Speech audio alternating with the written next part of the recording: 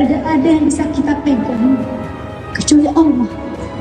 Maka saya mencoba berdamai itu dengan cara saya melepaskan diri saya dari beban saya perlahan. Suasana kajian di sebuah hotel mewah yang dihadiri kebanyakan wanita dari kelas menengah tiba-tiba berubah menjadi ajang curhat, diwarnai tangis antara para jamaah setelah istri mantan Gubernur Jawa Barat Atalia Praratya mencurahkan isi hati dan perasaannya di hadapan jamaah. Sesungguhnya kehidupan itu bukan tentang cepat atau lambat kita mencapai sesuatu, tapi tentang bagaimana kita mampu bertahan.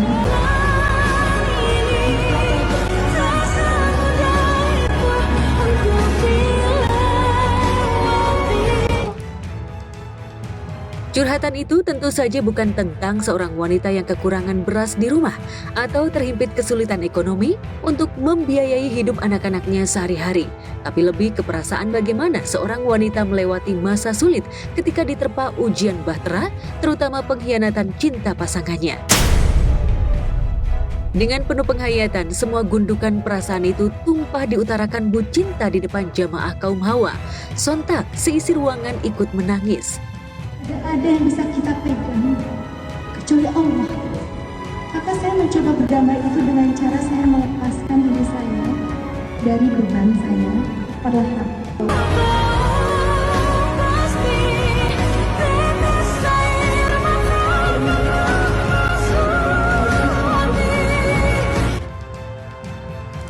Tak kalah heboh dari suasana kajian yang dihiasi padu padan outfit ibu-ibu muslimah kekinian. Di jagat maya, postingan Bu Cinta dengan kalimat puitis di bawah foto dan videonya juga sukses memancing komentar dari pengikutnya yang kebanyakan dari kaum hawa ini. Kita belajar bahwa memeluk luka bukanlah berarti menyerah, tetapi mengakuinya, memaknainya, mencari pertolongan, lalu menyerahkannya pada Yang Maha Menyembuhkan. Sebab sesakit apapun beban yang kita bawa, hati akan selalu menemukan tenangnya saat kembali padanya. Kalimat yang dianggap menggugah hati kaum hawa itu pun langsung mendapatkan reaksi. Sebagian netizen ramai-ramai mengajak untuk memeluk Bu Cinta. Peluk Ibu Atalia tersayang, peluk Ibu Cinta sayang, tulis beberapa netizen dengan membubuhkan emotikon cinta. Jika merujuk pada tanggal video yang diposting yakni tanggal 26 Oktober 2025 lalu, curahan hati Bu Cinta ini berarti tumpah sekitar sepekan setelah Lisa Mariana resmi ditetapkan sebagai tersangka atas laporan suaminya RK. Di forum kajian ini seolah Bu Cinta mendapatkan tempat untuk meluapkan seluruh kegelisahannya yang selama ini ia tahan. Apalagi sebelumnya saat sesi wawancara bersama tim kami, Bu Cinta tampak berusaha tegar dengan sesumbar berjanji akan menyelesaikan satu persatu masalah yang menerpanya. Fokus saja, kita fokus kepada apa yang harus kita lakukan. Kita fokus kepada apa yang harus kita lakukan.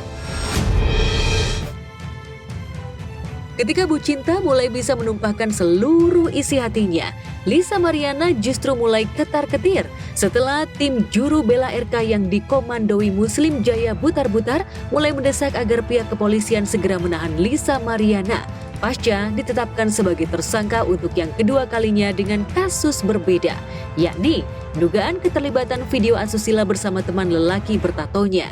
Lantas benarkah desakan kuasa hukum RK karena mendapat dorongan dari Bu Cinta?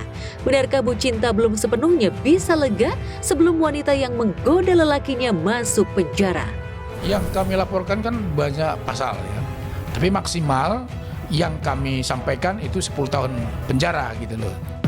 Bakal ada bom waktunya di mana saya menjelaskan semuanya. Nanti dilanjutkan proses-proses hukumnya karena sudah masuk ke ranah hukum.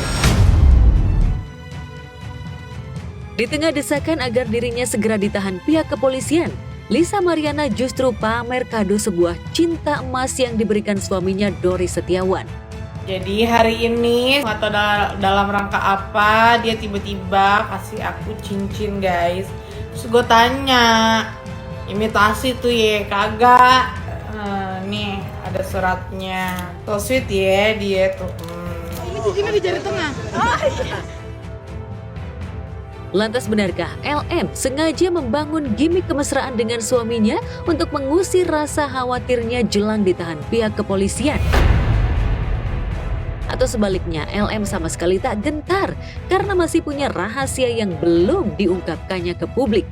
secara de facto dan diurus, tidak terbantahkan kebenarannya bahwa pelapor dan terlapor di sini mempunyai hubungan hukum yang melanggar perbuatan hukum. Harusnya lu inget-inget dong ngelakuinnya sama siapa aja gitu, antara gua atau Pak RK. Genetikanya juga tidak ada sedikit pun identik kan begitu ya. Mau tidak mau perempuan ini harus cepat-cepat kita sekolahkan. Karena apa? Saya khawatir nanti di kemudian hari akan banyak perempuan-perempuan seperti ini yang membuat tuduhan yang tidak mendasar. Berantakan semua rumah tangga. Tahu-tahu kita habis ketemu sama perempuan, besoknya 2 minggu kemudian nggak tahu sama siapa ngaku anak saya. Berantakan rumah tangga saya. Bahkan saya akan kecewa kalau Pak RK satu saat mencabut laporan dan memilih untuk berdamai. Kenapa? Saya menginginkan perempuan ini penjara.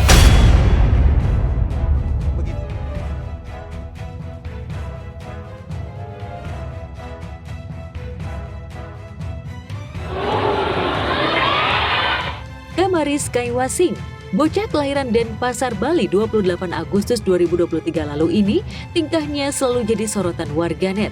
Meski baru berusia 2 tahun lebih, putri mendiang Gali Wasing ini selalu bisa membuat orang di sekelilingnya gemas dan tertawa berkat aksi lucu dan spontannya. Seperti ketika menghadiri sebuah acara, bocah ini tiba-tiba ingin memegang mic yang dipegang ibundanya Jennifer Copen. Di antara kerumunan orang-orang, tiba-tiba Kamari pun bicara layaknya seorang bintang tamu acara.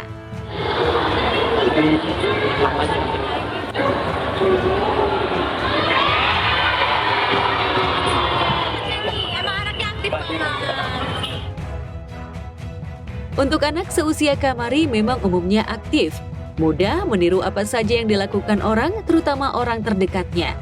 Tapi meski aktif, ibundanya rupanya sangat protektif. Ia tak akan memperbolehkan sembarang orang bisa memegang putrinya.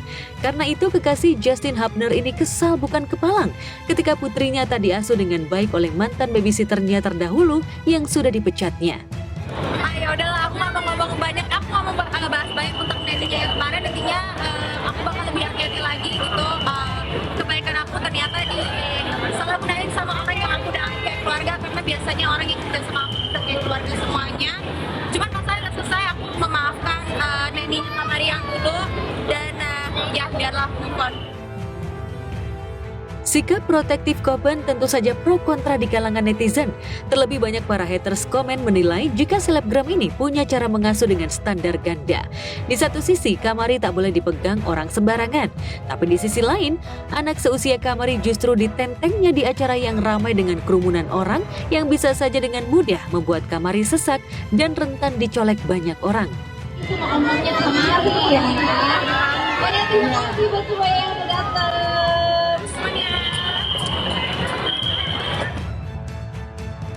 Selain itu, netizen juga menyoroti cara Copen memperlakukan Kamari dengan cara memarahi putrinya, hingga dengan mudah menyerahkan Kamari ke kekasihnya Justin Hubner, yang notabene masih sebatas pacar biasa. Tapi apapun komentar para haters, Copen tampaknya tak mau ambil pusing. Apalagi rencananya Copen dalam waktu dekat akan segera pindah ke Eropa atau tepatnya di Belanda. Lantas benarkah agar ia lebih dekat dengan kekasihnya Justin? Atau agar Kamari lebih terjaga kesehatan mentalnya dari serangan para haters? Ada rencana mau pindah ke Eropa, tapi masih baru rencana. So, ikutin aja di sosial media, nanti pasti aku bisa.